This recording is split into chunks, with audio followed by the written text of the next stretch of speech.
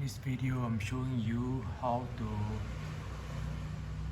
restart the circuit breaker when there is a short circuit.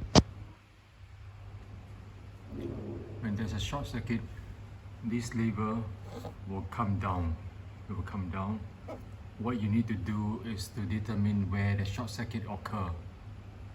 You have to switch off the power main in the switch where the appliance is located.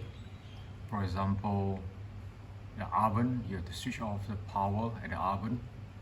Then you have to use a finger and push the lever up to turn it on.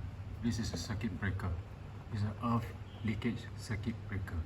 It means when there is a short circuit, it will trip, it will turn off, the power will turn off.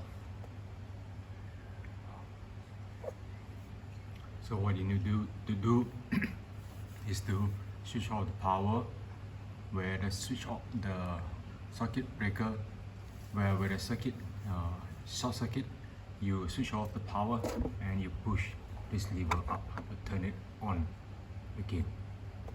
Alright, it's very simple. Thank you for watching.